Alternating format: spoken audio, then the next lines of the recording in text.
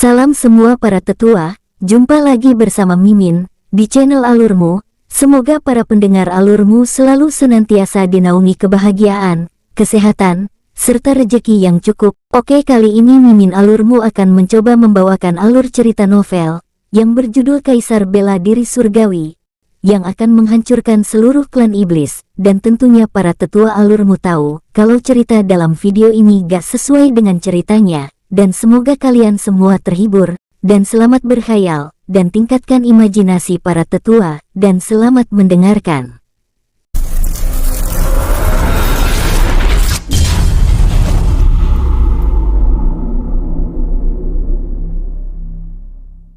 Di dalam kota keberuntungan langit, ibu kota kerajaan keberuntungan langit, Sekte Bela Diri 7 mendalam berdiri di depan pegunungan binatang iblis Zou yang sangat besar dan sangat berbahaya.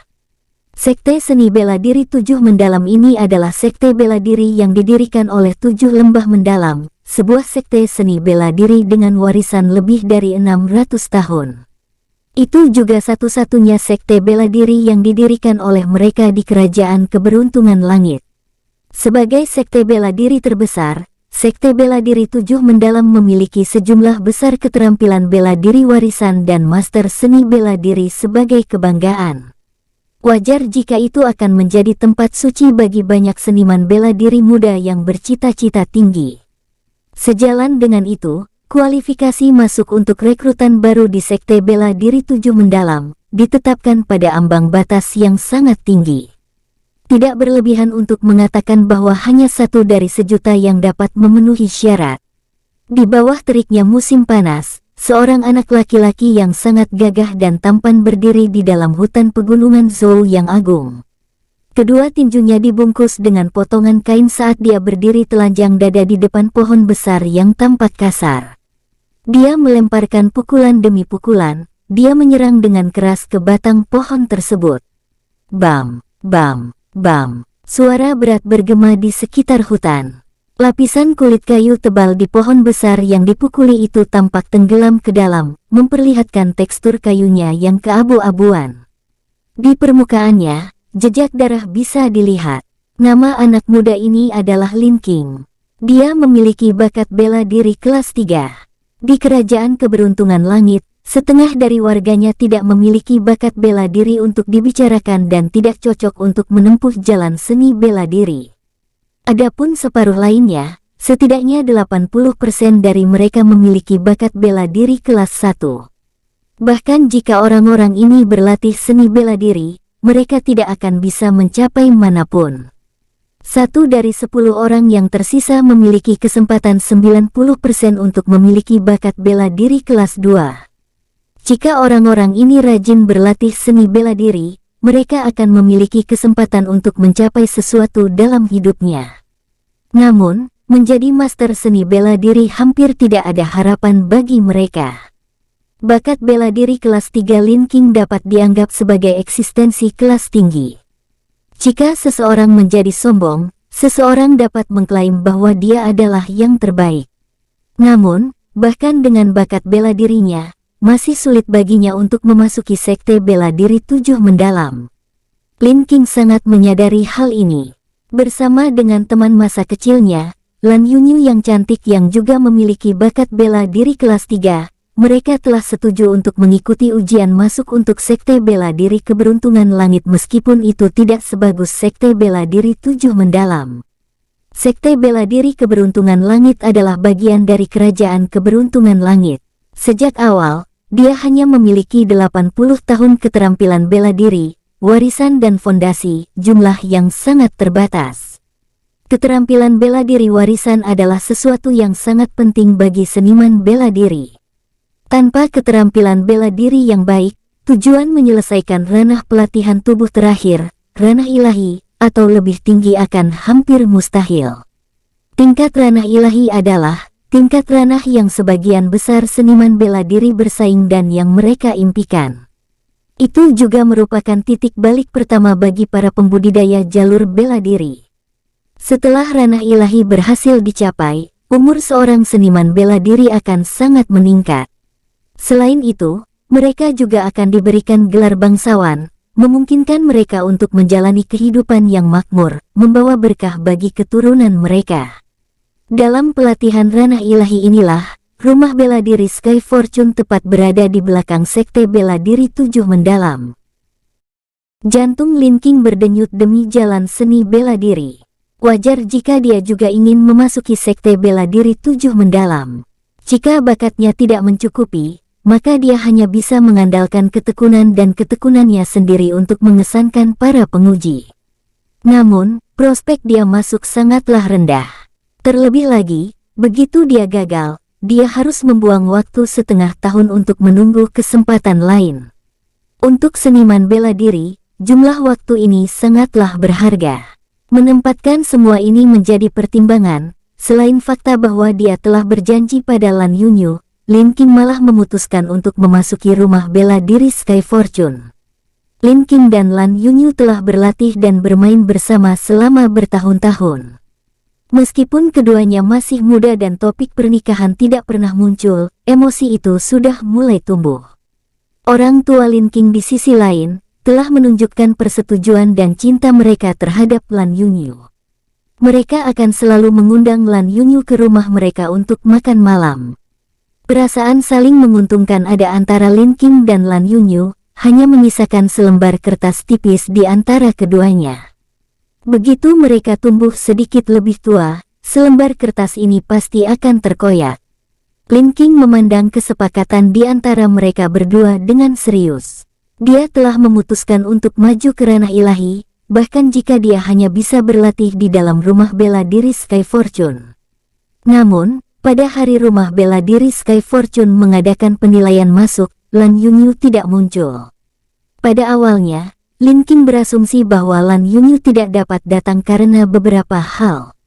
Baru kemudian dia mengetahui Lan Yunyu memasuki sekte bela diri 7 mendalam. Selain itu, orang yang telah memastikan keberhasilannya menjadi murid dari sekte bela diri 7 mendalam adalah Su Yan, tuan muda jenius dari keluarga nomor 1 kota Daun Hijau. Meskipun Lin King baru berusia 15 tahun, dia telah menemani orang tuanya di luar kota sebelumnya. Dengan demikian, dia memiliki tingkat kedewasaan yang lebih besar dibandingkan dengan orang lain. Dia mengerti arti di balik tindakan Su Yan untuk memastikan bahwa sekte bela diri 7 mendalam menerima Lan Yunyu.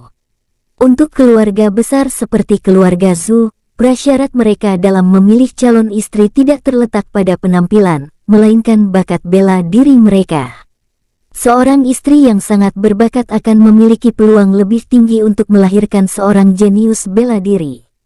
Meskipun keluarga Lan Yunyu hanya rata-rata, bakat bela diri kelas 3-nya sangat bagus mengingat jenis kelaminnya. Selain itu, Lan Yunyu sendiri adalah wanita cantik dengan temperamen yang luar biasa. Wajar jika Su Yan jatuh cinta padanya. Bagi Lan Yunyu, perbedaan antara rumah bela diri Sky Fortune dan sekte bela diri 7 mendalam terlalu besar. Peluang, kehormatan, kemuliaan, dan pencapaian potensial yang dapat diberikan oleh keduanya tidak ada bandingannya. Ini terutama benar mengenai perpanjangan hidup yang bisa diperoleh setelah seseorang berhasil mencapai alam ilahi. Godaan seperti itu benar-benar tak tertahankan untuk anak perempuan. Dihadapkan dengan prospek yang begitu menarik, kebanyakan wanita akan memilih untuk pergi dengan Su Yan juga. Bagaimanapun, Su Yan sendiri memiliki fitur tampan dan latar belakang keluarga dan masa depan keduanya jauh lebih baik dibandingkan dengan Lin King. Meskipun dia bisa memahami ini, untuk mengatakan bahwa masalah ini tidak terlalu mempengaruhi Lin King adalah sebuah kebohongan. Dia mengurung diri di dalam kamarnya selama 3 hari.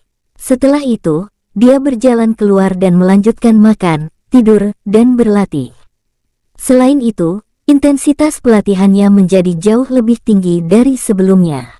Sebelum Lan Yunyu meninggalkannya, Lin King telah membuat keputusan untuk menerobos ke alam ranah ilahi, dan mengejar ranah yang lebih tinggi dari budidaya bela diri selanjutnya. Lin King saat ini tidak berbeda. Jika dia masih memiliki keraguan sebelumnya, maka tindakan Lan Yunyu yang meninggalkannya telah mengeraskan tekadnya untuk menuju jalan seni bela dirinya. Dia membuat keputusan untuk memasuki penilaian masuk ke Sekte Bela Diri 7 Mendalam, tidak peduli seberapa sulit prosesnya. Bam, bam, bam. Suara berat tinju yang menghantam batang pohon bergema terus-menerus di seluruh hutan. Nama pohon ini adalah pohon kayu ulin. Tidak hanya memiliki lapisan kulit kayu yang sangat keras, ia juga memiliki sifat regeneratif yang kuat. Banyak pemula dari jalur bela diri akan memilih pohon kulit besi ini untuk melatih diri mereka sendiri. Setelah membuang pukulan yang tak terhitung banyaknya, Lin King akhirnya kelelahan. Dia bersandar pada batang pohon, dia duduk di sebongkah batu dan mengeluarkan beberapa tumbuhan dari tas kain yang dia bawa yang diletakkan di tanah. Dia mengoleskannya ke permukaan tinjunya dan meremasnya. Bagi mereka yang mengejar seni bela diri, penggunaan herbal perawatan tubuh yang sering diperlukan. Tidak melakukannya akan menyebabkan cedera internal menumpuk. Setelah cedera internal ini terakumulasi, ada kemungkinan menjadi cacat atau bahkan kematian. Ini disebut rumput benang besi. Diberi nama ini karena sari hijau yang dihasilkan dari meremas rumput benang besi, dapat membantu menyembuhkan luka, tetapi akan menimbulkan sensasi yang sangat menyakitkan seperti digosok benang besi pada luka tersebut. Lin King menggertakkan giginya saat dia menahan rasa sakit. Dia mengambil kain putih dari dalam kantong kain yang dia bawa dan menggulungnya di sekitar tinjunya untuk membalutnya. Sejujurnya, ada banyak herbal lain yang lebih efektif dibandingkan dengan rumput benang besi. Herbal itu juga memiliki efek samping yang lebih ringan, tetapi harganya jauh lebih mahal. Keadaan Lin King membuatnya tidak mungkin untuk membeli ramuan tersebut. Orang tua Lin King menjalankan sebuah kedai makanan di dalam kota daun hijau. Namun, kedai makanan itu bukan milik mereka sendiri, itu sebenarnya milik keluarga Lin dari kota daun hijau, yaitu marga Lin Pusat. Meskipun nama keluarga Lin King juga Lin, tapi garis keluarganya telah dipisahkan dari keluarga Lin oleh beberapa generasi. Keluarga Lin Pusat menyerahkan sebagian dari aset mereka yang kurang penting ke tangan kerabat marga Lin cabang mereka. Mata pencaharian orang tua Lin King bergantung pada kedai makanan itu. Setiap tahun mereka akan diberikan jumlah pendapatan tetap dan beberapa komisi. Uang itu secara alami cukup bagi mereka untuk bertahan hidup, namun, akan sulit untuk menggunakannya untuk mendanai pengejaran seni bela diri Lin King. Orang tua Lin King awalnya ingin Lin King melanjutkan bisnis keluarga, yaitu sebagai pemilik kedai makanan kecil-kecilan di pinggiran kota tersebut. Namun, melihat pengabdian bersemangat Lin King terhadap jalan bela diri, mereka malah memilih untuk mengambil semua tabungan mereka untuk Lin King untuk membeli ramuan penyembuhan. Sejak itu, tabungan keluarga Lin King telah menurun sedikit demi sedikit. Tapi Lin King di sisi lain tetap pada tahap pertama pelatihan tubuh. Tahap pelatihan tubuh adalah ranah pertama bagi mereka yang mengejar jalan seni bela diri. Ini melibatkan penempaan tubuh mereka dan dipisahkan menjadi 6 tahap. 1 ranah manusia, 2 penempaan tubuh, 3 ranah bumi, 4 ranah langit, 5 ranah jiwa, 6 ranah ilahi. Kalau masih kurang paham bisa dilihat di deskripsi tetua alurmu. Oke, Mimin lanjut lagi ceritanya tetua alurmu. Setelah mengoleskan jus rumput benang besi ke lukanya, Lin King beristirahat selama 1 jam agar lukanya menyerap khasiat obat dari ramuan tersebut. Dia kemudian menegakkan dirinya dan hendak melanjutkan melatih tinjunya ketika seorang pemuda gemuk muncul. Pemuda gemuk ini membawa pedang panjang bersamanya. Melihat Lin King, dia menyeringai dan berbicara. "Kakak Lin, hari ini adalah hari pendaftaran untuk ujian masuk Sekte Bela Diri 7 Mendalam. Apakah kamu melupakannya? Mengapa kamu masih melatih tinjumu di sini?" Ucap pemuda tersebut. Nama pemuda ini adalah Lin Xiaodong, dia sedikit lebih muda dari Lin King. Mereka tumbuh bersama, mereka berdua memiliki ikatan persaudaraan yang sangat kuat. Lin Xiaodong adalah keturunan langsung dari keluarga Lin. Namun, bahkan untuk keturunan langsung, ada sistem peringkat. Seperti yang terjadi, Lin Xiaodong adalah bagian dari peringkat terendah. Adapun orang tua Lin Xiaodong, mereka juga terlibat dalam bisnis dan memiliki hubungan dekat dengan orang tua Lin King. Setelah melihat Lin Xiaodong, Lin Qing mengalihkan perhatiannya kembali ke batang pohon dan berkata, "Bagian awal pendaftaran akan memiliki terlalu banyak orang. Antrian akan memakan waktu 2-4 jam. Pergi ke sana sekarang akan membuang-buang waktu saja. Sialan, kamu bahkan tidak akan melepaskan sedikit waktu ini. Apakah kamu benar-benar harus pergi sejauh itu?" Lin Xiaodong dengan berlebihan berkata dan berjalan ke batang pohon tersebut. Melihat lubang yang disebabkan oleh tinju dan jejak darah yang menodai kayu, dia berbalik untuk melihat tinju Lin Qing yang dibalut. Dia kemudian menghela nafas kecewa, "Kamu benar-benar gila, bisa merusak kayu sekeras itu sedemikian rupa. Namun, dengan metode pelatihan kamu saat ini, rumput benang besi saja tidak akan cukup.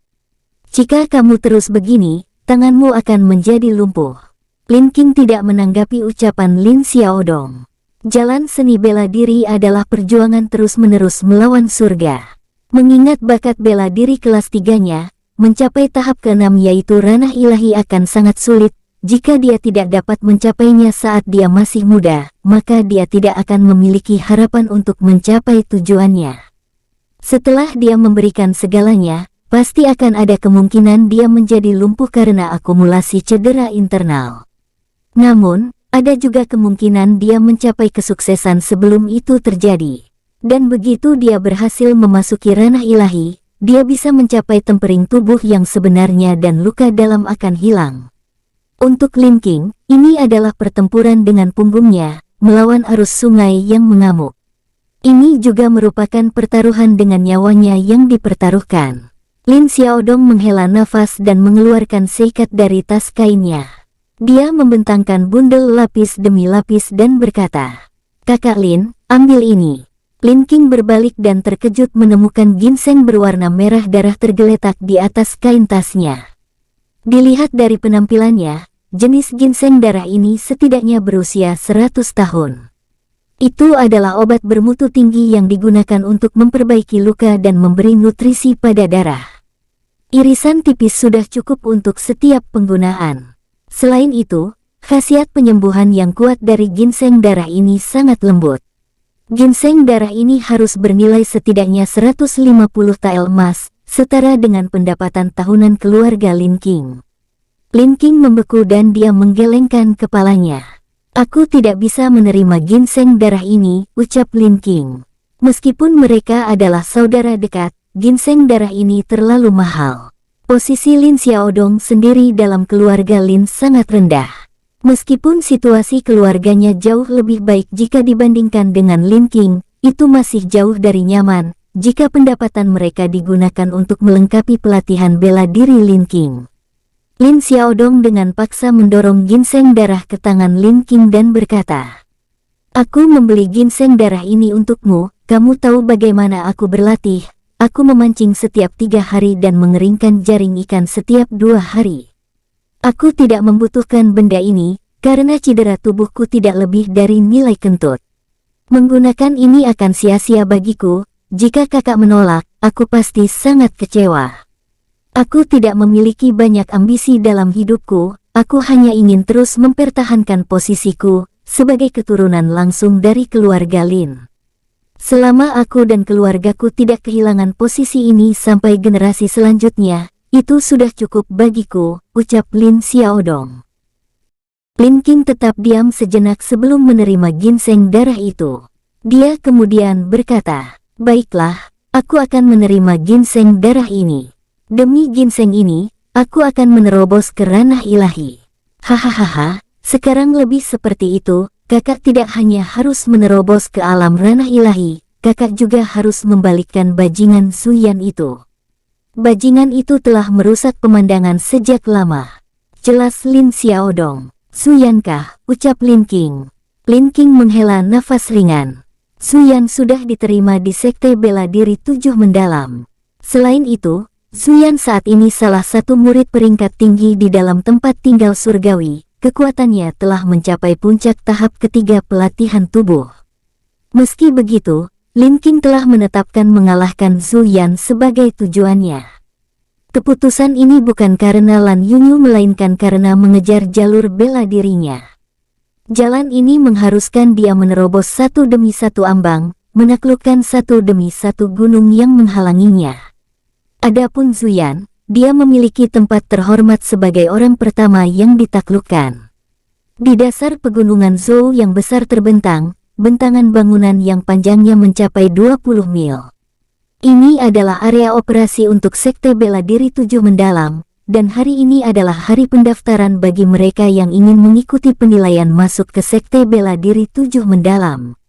Kerumunan berkumpul di lapangan di depan Sekte Bela Diri Tujuh Mendalam. Meskipun Lin Qing dan Lin Xiaodong sengaja memilih untuk datang terlambat, mereka menyadari bahwa mereka telah meremehkan jumlah pendaftar. Semua pendaftar berbaris dalam 3 baris, dengan setiap baris memanjang hingga beberapa meter. Dilihat dari antrian saat ini, diperlukan 1 jam sebelum pendaftaran dapat diselesaikan. Kita harus menunggu. Lin Xiaodong menghela nafas dan berdiri tak berdaya dalam antrean. Lin Qing mengangguk. Hei, ada sangat sedikit orang di sana. Lin Xiaodong menunjuk ke arah gerbang kecil di dekatnya. Hanya ada beberapa orang di sana. Selanjutnya, tanah yang dilapisi dengan karpet merah. Tempat itu disediakan untuk bangsawan. Lin Qing memperhatikan tulisan di papan itu. Karena Sekte Bela Diri Tujuh Mendalam dibangun di atas tanah, bangunan, dan sumber daya kerajaan keberuntungan langit, wajar saja bagi mereka untuk memberikan wajah kepada kelas elit kerajaan. Faktanya, banyak urusan pendaftaran masuk ke Sekte Bela Diri akan diserahkan kepada para elit untuk dikelola. Salah satu contohnya adalah pendaftaran ujian masuk hari ini. Sialan, gumam Lin Xiaodong dengan tidak puas. Bangsawan adalah sesuatu yang hanya bisa diberikan oleh keluarga kekaisaran dan dapat diwariskan. Meskipun keluarga Lin Pusat adalah keluarga kaya, itu bukan keluarga bangsawan. Lin Xiaodong mengutuk para bangsawan sambil menghibur dirinya sendiri ketika pintu gerbang terbuka. 2 pemuda berjalan keluar dari gerbang tersebut, salah satunya mengenakan pakaian biru dengan pedang panjang yang menempel di pinggangnya. Rambutnya diikat menjadi potongan kepala berwarna emas dan dia memiliki penampilan yang tampan. Melihat penampilan pria ini menyebabkan Lin Qing mengerutkan kening. Ini tidak lain adalah Zuyan. Putri keluarga Zhu telah menikah dengan keluarga kekaisaran dan telah menjadi selir kesayangan kaisar. Dengan keunggulan ini di keluarga kerajaan, keluarga Zhu melonjak menjadi keluarga nomor 1 di kota Daun Hijau. Selain itu, mereka juga diberikan pangkat bangsawan, sehingga memungkinkan Zuyan untuk memastikan masuknya Lan Yunyu ke Sekte Bela Diri Tujuh Mendalam. Sial, kita akhirnya bertemu orang yang menjijikkan, gumam Lin Xiaodong dengan sedih. Zuyan sedang berjalan berdampingan dengan pemuda lainnya. Beberapa bangsawan lain yang menunggu di luar kemudian memilih untuk mengikuti mereka berdua. Tampaknya Zuyan membawa pemuda lain untuk mendaftar. Keduanya terus berjalan ke depan. Pada tingkat ini, tidak dapat dihindari bahwa Lin Qing dan Zuyan bertemu satu sama lain. Dengan posisi dan kekuatannya saat ini, mungkin saja dia akan berakhir sangat menderita jika mereka bertabrakan satu sama lain. Tapi, Lin Qing memilih untuk tidak lari dan malah melihat ke depan dengan tenang saat Zuyan mendekat ke arahnya. Ketenangan Zuyan terganggu setelah melihat Lin Qing dan Lin Xiaodong. Reaksi pertamanya adalah kaget. Setelah itu, dia mengerutkan keningnya. Melihat Lin Qing membuatnya merasa tidak nyaman, meskipun dia telah merebut Lan Yunyu. Tapi Lan Yunyu menolak untuk melakukan hubungan intim sebelum mereka menikah. Jelas, Lin Qing masih ada di dalam hati Lan Yunyu, belum lagi perasaan bersalahnya. Satu-satunya alasan dia memilih Zuyan adalah karena Sekte Bela Diri Tujuh Mendalam. Sebagai seorang pria, Zuyan tidak dapat mentolerir kenyataan bahwa hati calon istrinya tetap berada dalam genggaman pria lain. Kau Lin Qing, sungguh tak terduga, kau benar-benar akan mengikuti kami sampai ke sini. Kau, dengan hanya tingkat kultivasi tahap pertama dalam pelatihan fisik, ingin mengikuti tes untuk memasuki Sekte Bela Diri Tujuh Mendalam. Ucap Zuyan dengan penuh ejekan.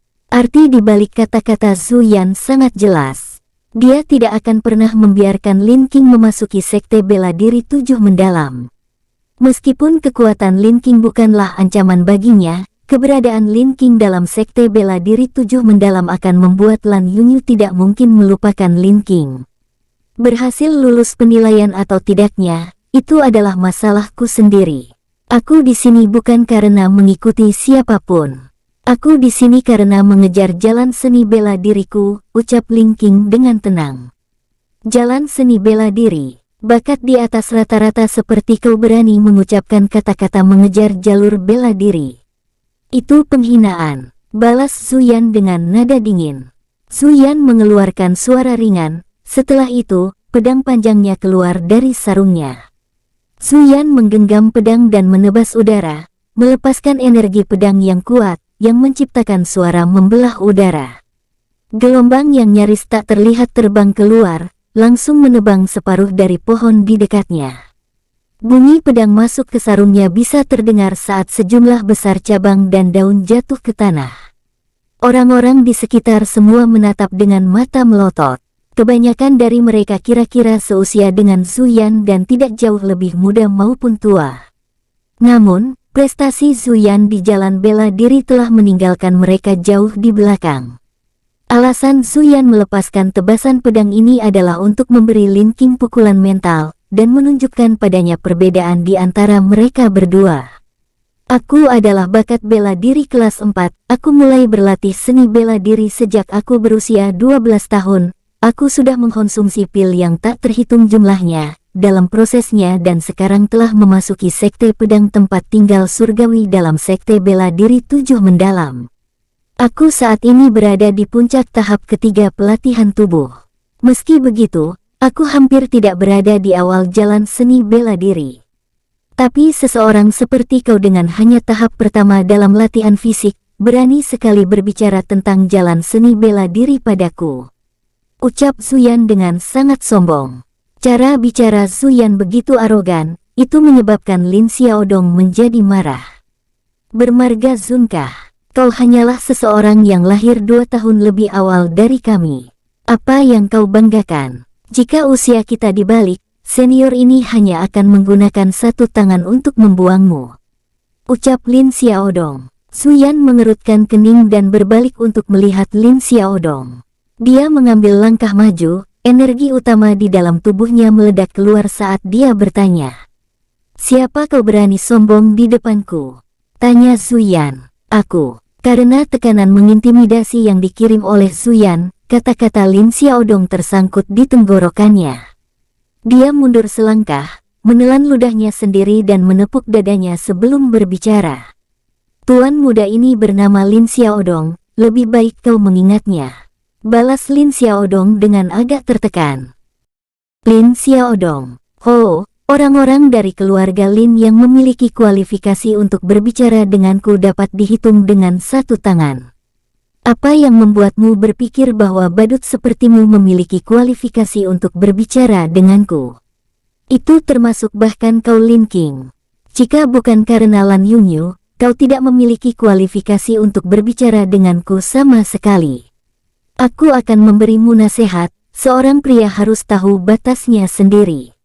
Seseorang seperti Lan Yunyu bukanlah seseorang yang bisa kau tandingi, bahkan kau miliki. Seorang wanita dengan bakat bela diri kelas 3 dengan penampilan dan pembawaan yang bagus, sangat jarang ada di kota daun hijau. Kebanyakan dari mereka hanya akan muncul di keluarga besar.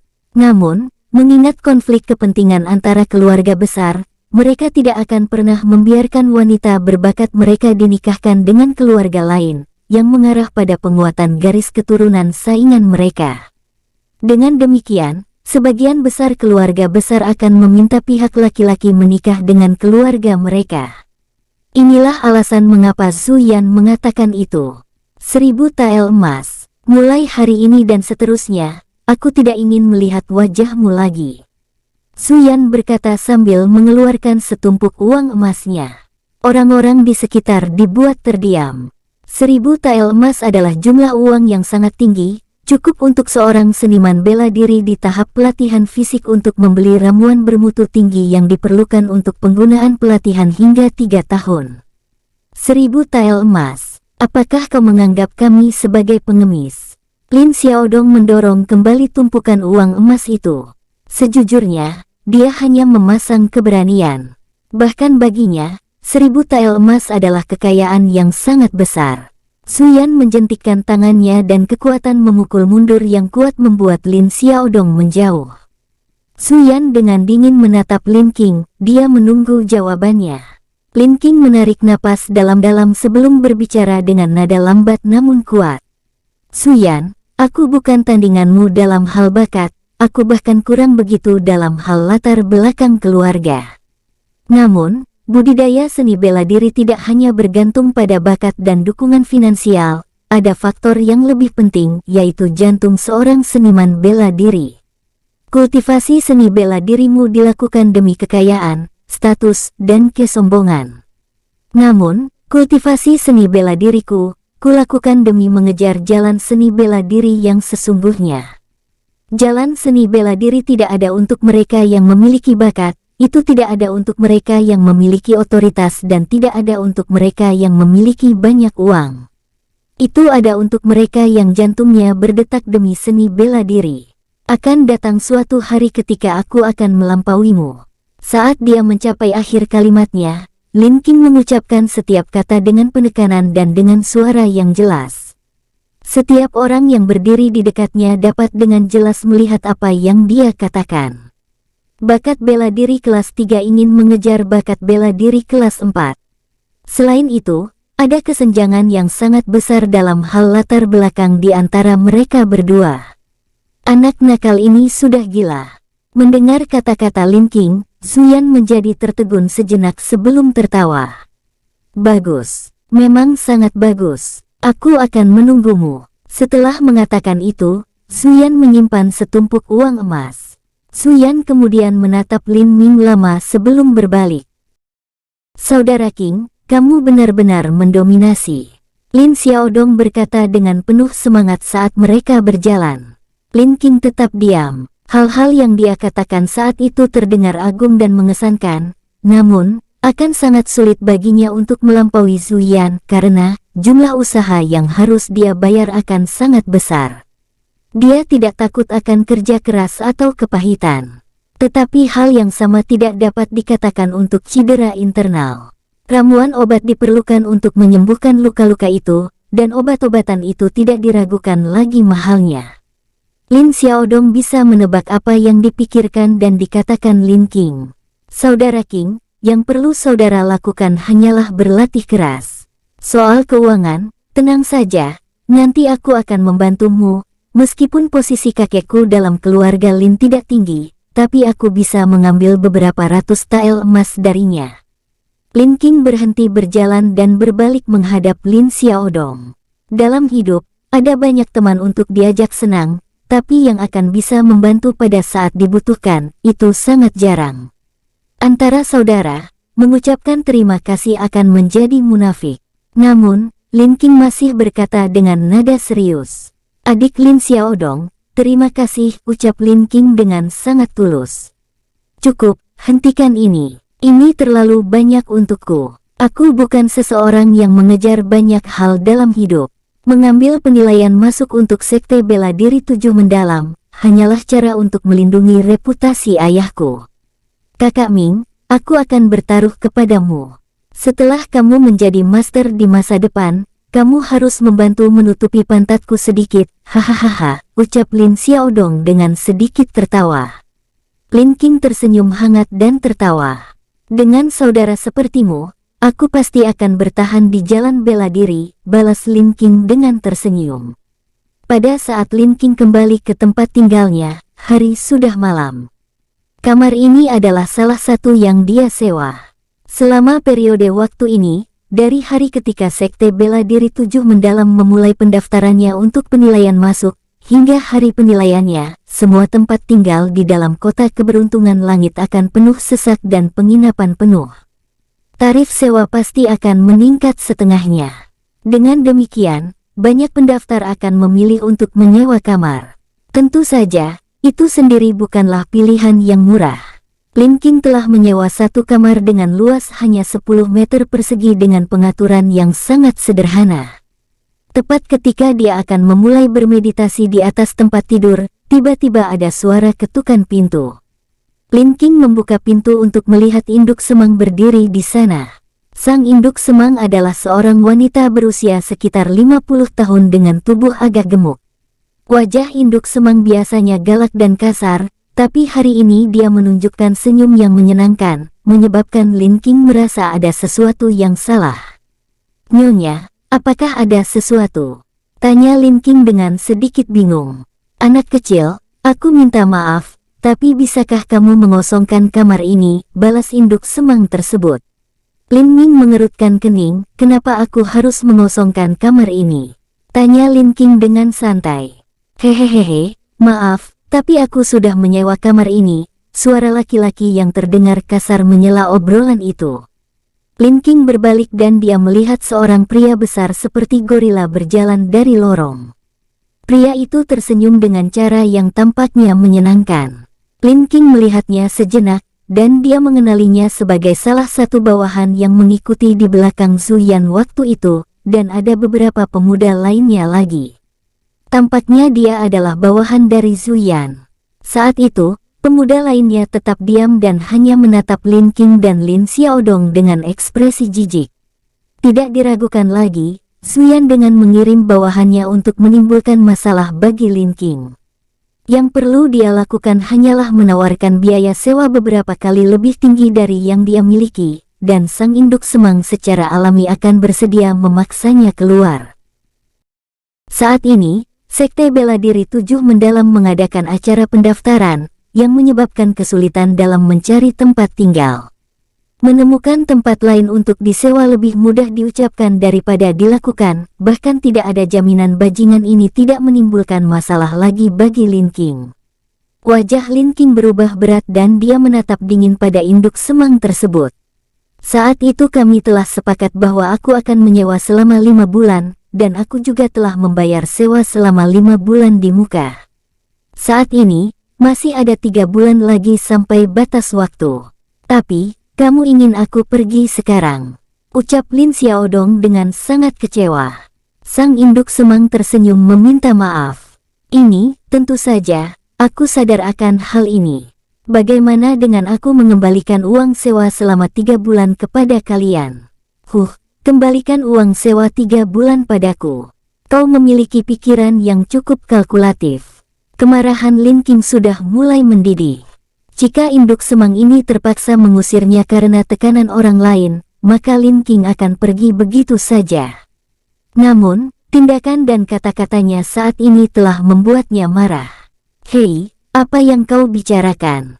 Saat itu, aku hanya membicarakannya dan tidak menandatangani apapun. Kamar ini milikku. Kepada siapa aku memilih untuk menyewakannya, itu terserah aku," balas sang induk semang. Mempertimbangkan status kota keberuntungan langit sebagai ibu kota kerajaan keberuntungan langit, semua pemilik properti di sini memiliki rasa superioritas bawah sadar.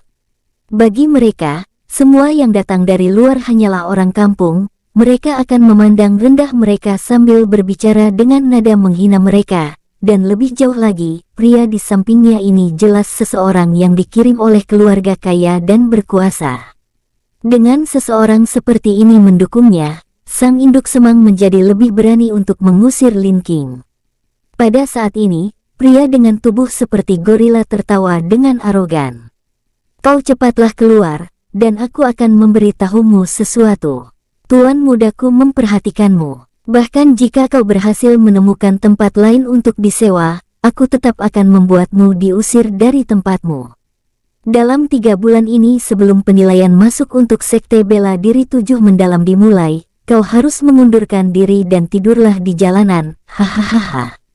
Pria itu tertawa. Bagi mereka, yang terlahir dalam keluarga elit atau bangsawan, sangat wajar bagi mereka untuk membentuk rasa superioritas yang sangat arogan. Namun, bahkan ketika mereka mengekspresikan kesombongan mereka, mereka masih akan mempertahankan sikap sombong seperti Zhu Yan. Orang yang berdiri di depannya ini di sisi lain mengungkapkan bentuk arogansi yang sangat mengintimidasi, yang sesuai dengan para pengganggu yang hanya bisa bergantung pada orang lain. Lin King menatap pria dengan tubuh seperti gorila itu, matanya menjadi lebih dingin setiap saat. Apa yang kau lihat? Apakah kau berpikir akan memukulku? Biarku beritahu, Tuan mudaku adalah putra kedua dari penguasa tentara pertahanan kota keberuntungan langit. Dan jika kau berani mengalahkan tuan muda ini, maka tuan muda ini akan... Enyah kau bangsat! Lin Ning berteriak dan melemparkan pukulan, memukul pria itu tepat di hidungnya. Buom! Buom! Pria itu terbang keluar diikuti oleh serangkaian suara tabrakan. Setelah itu, pria itu terbaring di tumpukan puing-puing di tengah furnitur dan pot yang rusak, rambutnya acak-acakan dan wajahnya berlumuran darah. Tinju yang mampu membuat pohon kayu besi terkikis, sekarang tinju itu tepat di wajah pria itu. Hasilnya bisa dibayangkan, hidung pria itu benar-benar tenggelam ke dalam.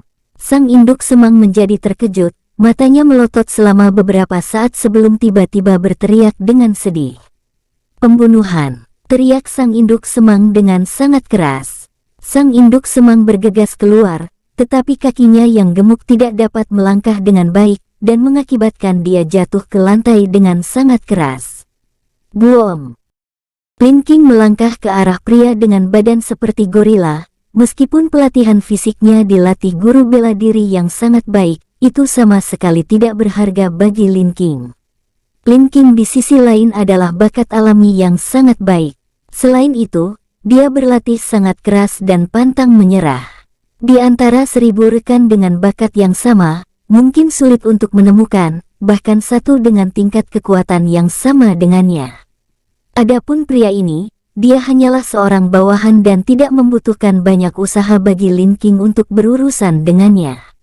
Pria itu terus mengerang kesakitan, dia tidak pernah membayangkan bahwa Lin King benar-benar akan mengalahkannya.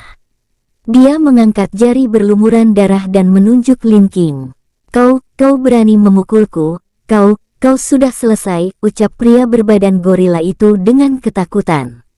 Aku tidak tahu apa yang akan terjadi padaku nanti dengan tuanmu itu, tapi aku tahu bahwa kau sudah selesai, balas Lin King.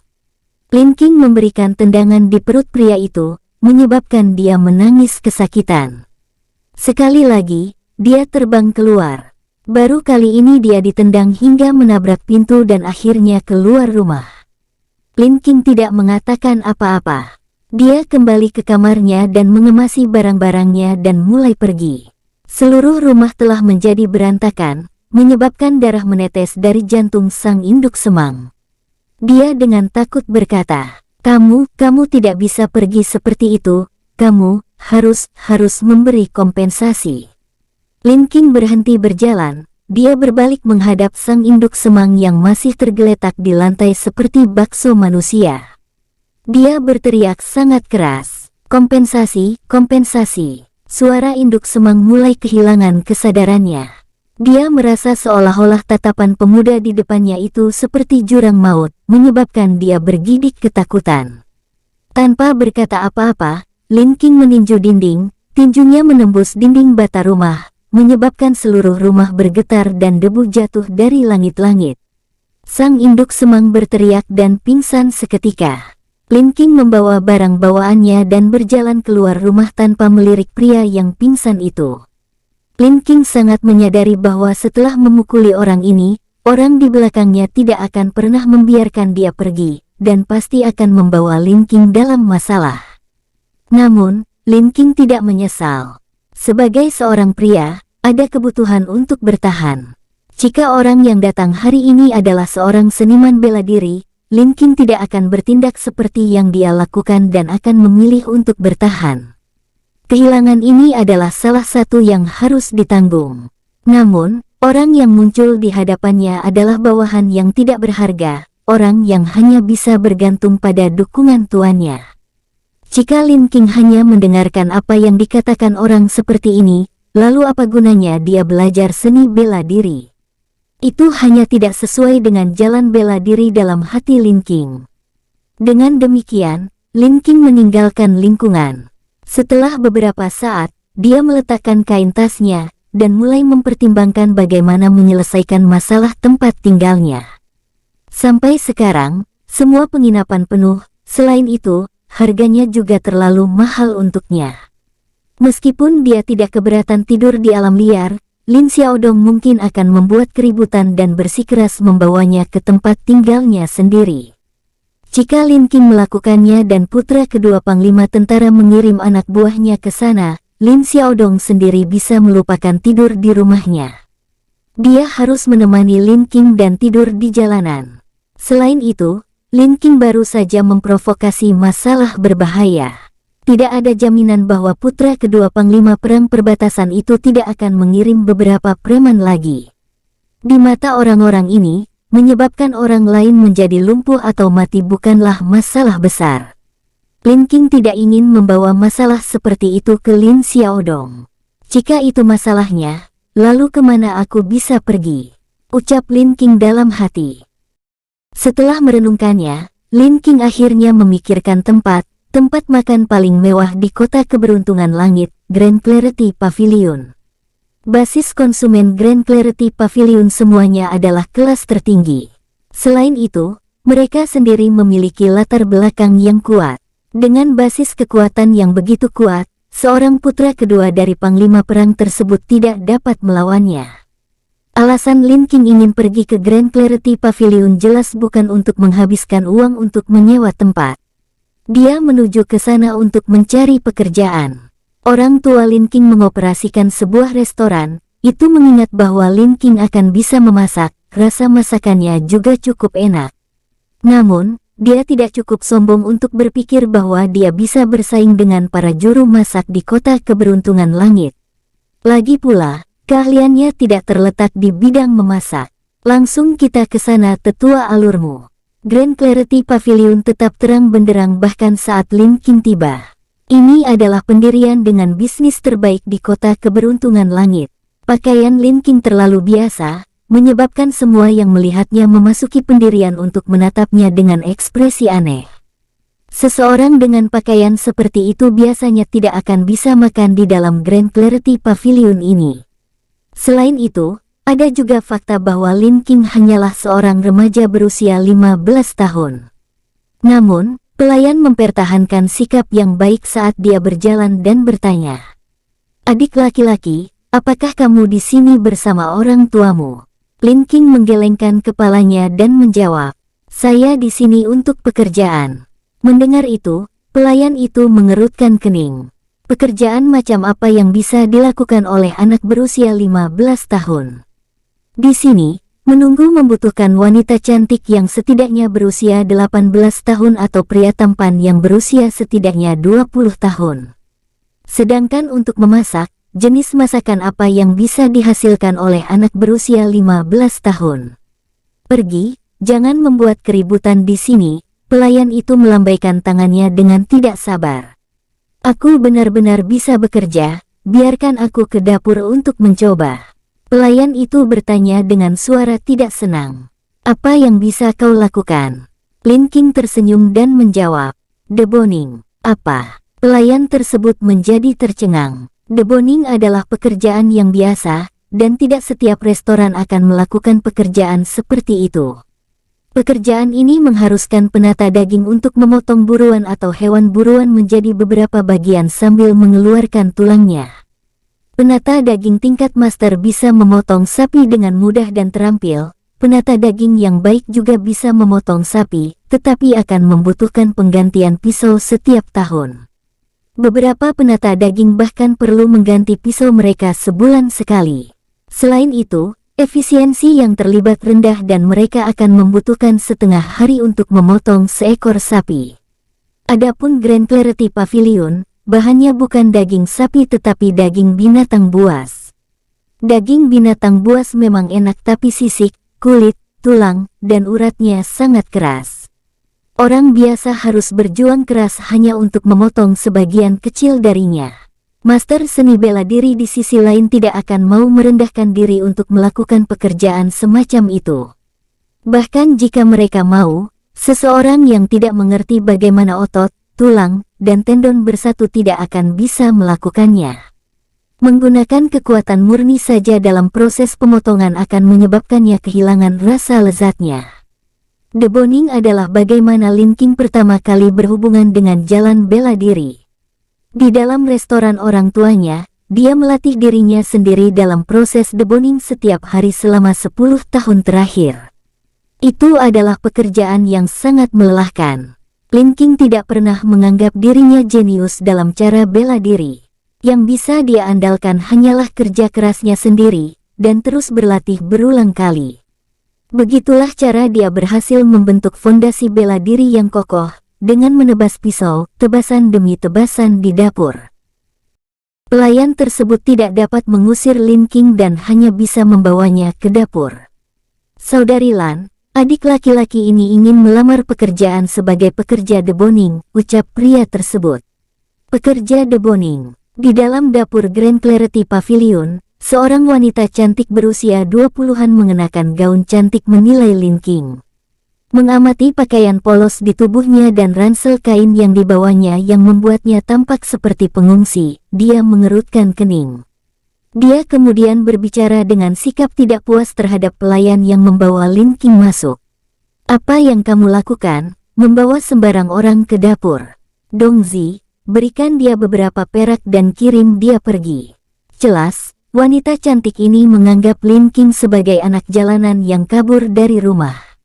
Adapun pelayan yang ditegur, wajahnya pahit. Sejujurnya, ia telah mencoba untuk mendorong Lin King keluar, tetapi telah menemukan bahwa kaki Lin King tampaknya telah tumbuh akar dan tak tergoyahkan. Seorang pria muda telah pindah untuk mengusir Lin King pergi. Namun, pada saat ini, dia tiba-tiba merasakan tangannya menjadi lebih ringan. Dia menatap bingung saat Lin King entah bagaimana telah mengambil pisau boning yang dia pegang. Sebelum pria bernama Dongzi bisa mengerti apa yang terjadi. "Aku di sini bukan untuk meminta uang, tidak akan terlambat bagimu untuk mengusirku setelah melihat keahlianku," ucap Lin King dengan sangat tenang. Wanita cantik itu sedikit terkejut. Ternyata anak kecil ini memiliki beberapa pengalaman dalam melakukan hal itu. Dia menatap Dongzi dan berkata, "Betapa tidak bergunanya, kamu bahkan tidak bisa menangani anak kecil ini. Pergilah ke gudang dan bawalah seekor babi." Setelah itu, dia menoleh ke Lin King dan berkata, "Jika kamu bisa menyelesaikannya dalam waktu setengah jam atau 1 jam, maka aku akan mengizinkanmu untuk tinggal di Grand Clarity Pavilion ini," ucap si wanita cantik tersebut. Dongzi tahu bahwa dia telah kehilangan muka dan berbalik dengan malu untuk membawa babi itu. Namun, Lin King menyela dia. "Tidak perlu, aku akan melakukannya," Lin King berkata sambil menunjuk ke arah Scarlet Draconic Beast. Wanita cantik itu menjadi terkejut. Seekor binatang drakonik berskala adalah binatang iblis ganas tingkat 2 yang tubuhnya penuh dengan otot. Otot-otot ini sangat tangguh dan bahkan bisa menahan serangan pedang biasa. Namun, menggunakan bumbu tertentu dan merebusnya selama 3 hari 3 malam akan menghasilkan sup kental dengan rasa yang lezat. Untuk jenis binatang iblis ganas seperti itu, bahkan seorang Master The Boning akan mengalami kesulitan untuk memotongnya. "Anak ini gila. Apakah kamu bercanda? Binatang drakonik berskala ini bernilai lebih dari 100 tael emas. Bagaimana kamu berencana untuk membayar kami jika kamu akhirnya merusaknya?" Dongzi berbicara dengan tidak puas. Dia masih tidak senang pada Lin King karena mengambil pisaunya. Wanita cantik itu melirik Dongzi dan membentak, "Jika saya membiarkan kamu merusaknya, apakah kamu pikir kamu memiliki apa yang diperlukan untuk menghancurkannya?" Dongzi tiba-tiba menemukan dirinya menjadi terdiam. Scarlet Draconic Beast tidak sama dengan babi, sapi atau domba. Orang biasa tidak akan bisa mematahkan sisiknya bahkan dengan pisau. Merusaknya bukanlah sesuatu yang bisa dilakukan oleh orang normal. Wanita itu berbalik menghadap Lin King dan berkata, "Aku akan membiarkanmu memotong," ucap si wanita cantik tersebut. Lin King mengangguk dan mengambil pisau boning terbaik di dapur. Dia hanya pernah memotong Scarlet Draconic Beast 2 kali. Kedua kali itu pun selama ulang tahun beberapa tokoh penting dalam keluarga Lin. Lagi pula, binatang buas bukanlah sesuatu yang bisa dibeli oleh rata-rata orang. Dia mengambil napas dalam-dalam, Lin King dengan hati-hati membelai sisik dari Scarlet Draconic Beast, merasakan keberadaan pembuluh darahnya. Proses ini memakan waktu sebatang dupa. Dalam benaknya, dia membentuk diagram pembuluh darah. Dia membandingkannya dengan diagram Scarlet Draconic Beast yang pernah dia potong sebelumnya. Dia memastikan itu benar. Sambil menunggu, beberapa orang menjadi tidak sabar dan akhirnya bertanya, "Apa yang sedang kamu lakukan?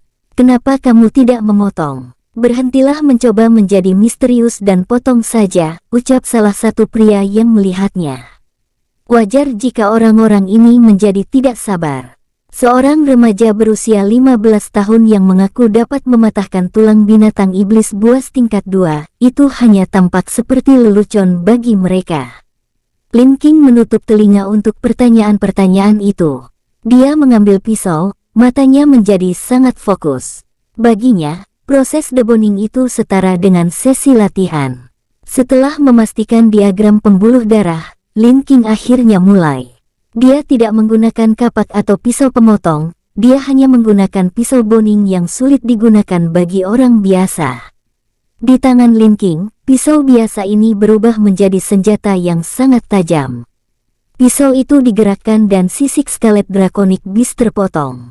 Melihat kejadian tersebut, orang yang tadi bertanya langsung menutup mulutnya. Keahlian ini saja akan membutuhkan kekuatan pergelangan tangan yang sangat kuat bagi orang dewasa, dan biasanya membutuhkan kapak atau gergaji bagi mereka.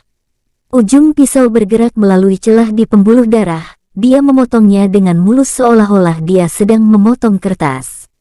Semua orang hanya bisa mendengar suara, sebelum otot putih Scarlet Draconic Beast terbuka. Melihat betapa mudahnya Lin King memotong, pria bernama Dong Zi menggosok matanya. Dia curiga ada yang salah dengan matanya. Apakah anak kecil ini benar-benar memotong Scarlet Draconic Beast? Pikir orang itu. Lin King bergerak dengan sangat tenang. Kadang-kadang, beberapa tendon yang tidak dapat dihindari akan mengganggu pekerjaannya. Ketika itu terjadi, dia akan menggunakan kekuatan kasar untuk menariknya keluar. Jadi, dia akhirnya menggunakan waktu kurang dari setengah jam untuk memotong Scarlet Draconic Beast menjadi beberapa bagian. Di samping potongan daging, deretan tulang rusuk ditata secara berurutan. Ini adalah bagian paling berharga dari Scarlet Draconic Beast. Panjang tulang rusuk ini semuanya konsisten, hampir tidak menunjukkan kehilangan selama bekerja. Adegan ini menyebabkan semua orang menjadi tercengang. Apa yang telah dilakukan Lin King mungkin tampak mudah, tetapi semua orang di sini tahu bahwa pemotongan dari Scarlet Draconic Beast adalah pekerjaan besar, membutuhkan sekitar 5 orang kuat untuk bekerja bersama selama sekitar setengah hari. Namun, remaja itu hanya memiliki wajah yang sedikit kemerahan setelah menyelesaikan tugas tersebut. Dilihat dari penampilannya, memotong beberapa lagi tidak akan menjadi masalah. Karena sudah malam, tempat makan itu tidak lagi sibuk, memungkinkan banyak anggota dapurnya untuk diam-diam menyaksikan pemandangan itu. Kemudian, Lin King meletakkan pisau dan bertanya, "Bisakah aku bekerja di sini sekarang? Jam kerjaku tidak boleh melebihi 2 jam dan paling panjang 4 jam, dan gaji bulanan yang aku minta adalah 5 tael emas. Satu hal lagi, kakak perlu menyediakan makanan dan akomodasi untukku." Wanita cantik itu merenungkan ini sejenak sebelum mengangguk sepakat. Kondisi Lin King tidak rendah, namun, itu sangat berharga. Dilihat dari kecepatan yang ditunjukkan Lin King sebelumnya, banyak hal yang bisa dilakukan dalam waktu 2 jam. Yang terpenting, pekerjaannya sangat efisien. Dengan demikian, Lin King mulai bekerja untuk Grand Clarity Pavilion. 2 jam panjang yang ia habiskan tidak ada ruginya karena itu juga merupakan bentuk latihan baginya. Meninju batang pohon besi adalah bentuk pelatihan kekuatan kasar, sedangkan deboning adalah bentuk pelatihan presisi. Pada malam itu juga, Lin King tetap berada di gudang dan memotong 3 binatang iblis ganas tingkat 1. Setelah melakukannya, seluruh tubuhnya basah oleh keringat dan lengannya terasa sakit. Dia bersiap untuk memotong yang terakhir sebelum menuju ke tempat istirahatnya untuk beristirahat. Untuk yang terakhir, dia memilih binatang ganas tingkat 2 lainnya, yaitu terenggiling emas. Binatang iblis ganas ini memiliki gigi yang bisa menghancurkan batu dan bisa mengebor gunung seperti tahu. Karena telah mengkonsumsi terlalu banyak energi sebelumnya, Lin King harus mengerahkan banyak kekuatan untuk memotong perut bersisik emas terenggiling tersebut. Alasan dia memilih terenggiling emas ini adalah untuk memaksa dirinya melampaui batasnya. Setelah mempertimbangkan, pekerjaannya menjadi jauh lebih mudah. Ujung pisau meluncur melalui celah di antara otot-otot perut terenggiling emas tersebut. Namun, pada saat inilah Lin King merasa pisaunya diblokir. Sepertinya pisau itu menabrak sesuatu benda keras. Tulang. Tidak, daerah perut bagian tengah seharusnya tidak memiliki tulang. Jika bukan itu, maka mungkinkah itu batu? Tidak, terenggiling emas kadang-kadang bisa menelan batu, tetapi batu-batu itu akan hancur berkeping-keping. Bahkan jika itu tidak hancur berkeping-keping, asam kuat di dalam perutnya akan mengikisnya. Batu sebesar itu tidak mungkin terus ada di dalam, mungkinkah? Inti. Memikirkan kemungkinan ini, Lin King menjadi bersemangat. Inti dalam dari binatang ganas tingkat 2 adalah barang berharga. Bahkan jika dia tidak menjualnya, dia bisa mengkonsumsinya, membawa banyak manfaat bagi tubuhnya. Lin King mengenakan sepasang sarung tangan dan dengan hati-hati mengambil benda keras itu sambil menghindari asam lambung. Melihat itu, Lin King menjadi kecewa. Itu adalah objek berbentuk persegi, yang berarti itu bukan inti dalam, karena inti dalam semuanya berbentuk bulat. Itu benar-benar terlihat seperti batu, tetapi ada sesuatu yang aneh tentang batu ini. Kubus berwarna abu-abu itu tampaknya telah dipotong dengan rapi, dengan sudut-sudut yang presisi. Selain itu, 6 area permukaan kubus diukir dengan tulisan berwarna hitam, memberikan aura misterius. Logam. Lin King dengan hati-hati mengamatinya. Tampaknya itu bukan logam, juga bukan batu biasa. Mungkin itu adalah bentuk batu giok. Lin King mencuci batu dengan air dari sungai. Setelah ragu-ragu sebentar, dia mengangkat kapak dan menggunakan ujung tumpulnya untuk menyerang batu berbentuk kubus dengan sekuat tenaganya. Batu itu tetap utuh tanpa satu goresan pun di atasnya. Ini sudah diduga. Fakta bahwa batu ini dapat tetap utuh setelah ditelan oleh terenggiling bersisik emas tersebut itu adalah bukti daya tahannya yang luar biasa. Lin King secara bertahap meningkatkan kekuatan di balik serangannya. Akhirnya, dia memukul dengan sekuat tenaga sehingga terjadi penyok pada kapak dan landasan tersebut. Namun, tidak ada satupun kelainan yang muncul di batu berbentuk kubus tersebut. Persetan. Lin King tertegun. Dia mengira batu itu keras, tetapi dia tidak pernah menyangka batu itu akan sekuat ini. Bagaimana benda ini dibuat? Pikir Lin King dalam hatinya. Lin King tidak dapat menemukan jawaban. Batu ini dan bentuknya terlalu aneh. Mungkin beberapa ahli pemurnian menciptakan batu ini menggunakan beberapa bahan yang sangat tahan lama. Mempertimbangkan kemungkinan seperti itu, Lin King memutuskan untuk mengantongi kubus tersebut. Bahkan jika dia tidak tahu apa itu, dia masih bisa menggunakannya sebagai barang antik baginya. Setelah merapikan alat, Lin King menuju ruangan yang telah disiapkan oleh Grand Clarity Pavilion untuknya dan melanjutkan untuk beristirahat. Setelah melatih pukulannya, dia melakukan deboning selama 4 jam. Lin King saat ini merasa cukup lelah. Setelah bermeditasi dan mengatur napasnya untuk sementara waktu, Lin King merosot di tempat tidur tanpa melepas pakaiannya dan tertidur. Tempat tidur yang telah disiapkan oleh Grand Clarity Pavilion untuk para pekerjanya sangat nyaman. Selain itu, putra kedua panglima tentara tidak dapat membuat masalah baginya di sini. Setelah mencapai kesimpulan ini, Lin King bisa tidur nyenyak. Dalam tidurnya, dia bermimpi aneh. Dia memimpikan istana megah yang terbuat dari batu giok. Setiap pavilion terbuat dari batu giok, tingkat pengerjaannya sangat tinggi sehingga membuat istana itu terlihat sangat menakjubkan. Mengenakan gaun elegan, sekelompok wanita cantik dan tampaknya baik hati berkeliling istana tersebut. Hewan-hewan yang tampak beruntung berkeliaran di langit, menciptakan dunia abadi. Lin King belum pernah melihat istana yang begitu indah, bahkan dalam lukisan. Pada saat ini, pemandangan tiba-tiba berubah dan istana yang megah itu runtuh seketika. Sosok yang tak terhitung jumlahnya telah muncul di langit di atas. Dari antara sosok yang tak terhitung jumlahnya, aliran cahaya keluar. Aliran cahaya itu indah untuk dilihat, namun, ketika turun ke daratan, itu menyebabkan daratan dan gunung hancur seketika. Tanah terbelah sementara langit ditutupi dengan api iblis. Sebuah arai mantra besar yang meliputi area permukaan ratusan kilometer muncul dari udara tipis, dan sejumlah simbol misterius menutupi seluruh langit. Perang dalam skala ini adalah sesuatu yang Lin King tidak pernah bisa bayangkan. Guru, ini adalah penguasa dari dunia kekuatan dewa yang tak terbayangkan. Tingkat kekuatan ini adalah sesuatu yang tidak bisa ditandingi oleh mereka yang berada di tahap latihan fisik dan tahap energi biasa. Semua orang dalam citra ini adalah makhluk yang Lin King tidak akan pernah memiliki kesempatan untuk melihatnya sekilas. Namun, bagaimana bisa begitu banyak makhluk seperti dewa muncul di sini? Setelah itu, pemandangan berubah dan berubah menjadi dunia salju dan es.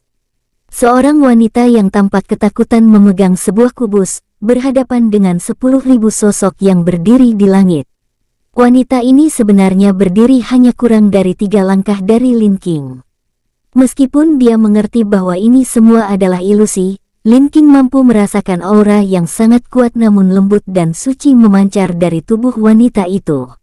Yang paling mengejutkan Lin King adalah bahwa kubus yang dipegang wanita itu adalah batu yang ditemukan Lin King di dalam perut terenggiling emas tersebut.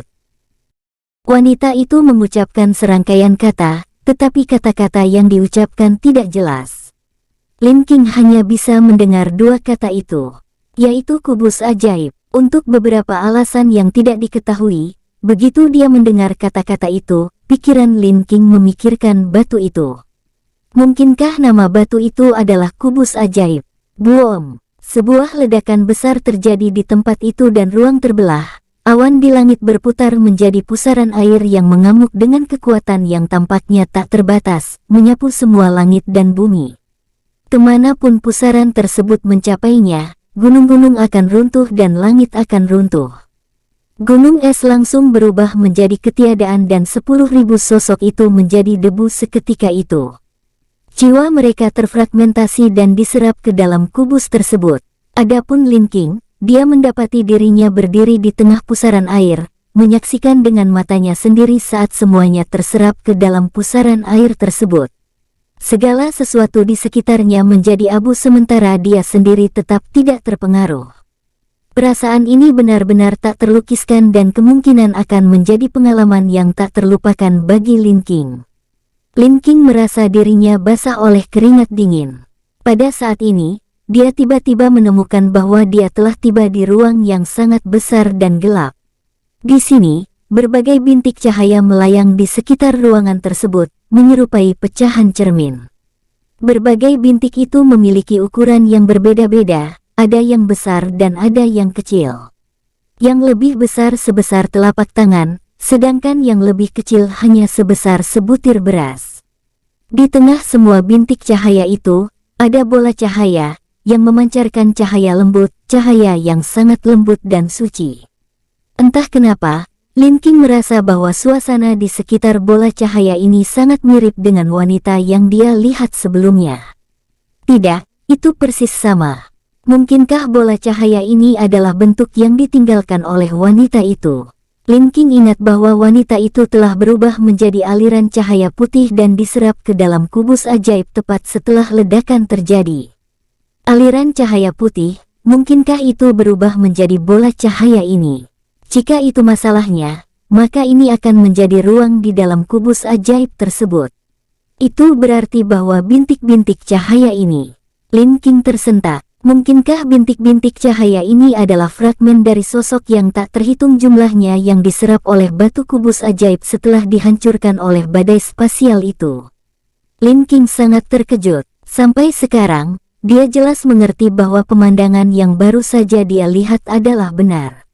Meskipun dia mengatakan pada dirinya sendiri bahwa dia hanya bermimpi, dia tidak dapat percaya bahwa itu hanya mimpi. Semua yang dia lihat dalam mimpi ini terlalu nyata dan gambar pusaran air spasial yang memecah dunia sangat terukir dalam pikiran Lin King. Sebagai remaja bodoh yang belum mencapai ranah ilahi, bagaimana dia bisa memiliki mimpi yang melibatkan tingkat kekuatan yang begitu besarnya? Lalu, apakah semua penglihatan itu benar? Kubus batu yang satu ini benar-benar telah menelan tuan yang tak terhitung jumlahnya, yang kekuatannya berada pada tingkat di mana dia tidak akan memiliki kesempatan untuk melihatnya.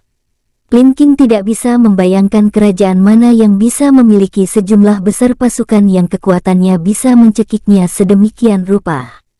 Dia memfokuskan matanya dan melihat ke dalam ruang gelap yang dipenuhi dengan bintik-bintik cahaya yang tak terhitung jumlahnya. Setelah ragu-ragu untuk waktu yang lama, dia mengulurkan tangannya dengan lembut, dia menyentuh setitik cahaya yang terkecil paling dekat dengannya. Setelah kontak, setitik cahaya langsung mengalir ke ujung jari Lin King. Lin King tidak punya waktu untuk menanggapi sama sekali, karena kepalanya terasa seolah-olah palu berat tiba-tiba menghantamnya dengan kejam. Dia menjerit dan jatuh ke tanah. "Ah!" teriak Lin King. Lin King mencengkeram erat kepalanya, dia merasa seolah-olah ada sesuatu yang sangat mengganggu pikirannya. Rasa sakit yang menusuk menyebabkan Lin King berharap dia bisa membuka isi kepalanya, dan menghilangkan apa yang menyebabkan rasa sakit di kepala itu. Dia tidak bisa menolak. Lin King merasa seolah-olah dia akan tertelan. Hanya itu pasti sifat naluriah fragmen jiwa tersebut mencoba melahap lautan kesadaranku. "Sialan!" teriak Lin King dengan kesakitan. Menyadari fakta ini, Lin King sempat panik tapi segera menenangkan dirinya. Hal yang mengancamnya hanyalah sebagian kecil dari jiwanya sendiri. Selain itu, tuannya sudah tewas.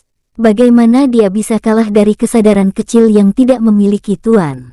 Lin King tiba-tiba berteriak, mengepalkan tinjunya, kukunya menggali jauh ke dalam daging dan darahnya sendiri.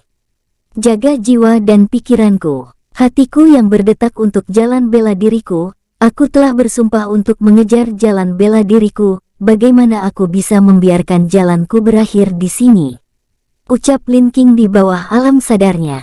Lin King tidak tahu bagaimana menyingkirkan kesadaran yang terfragmentasi yang tidak memiliki pemilik.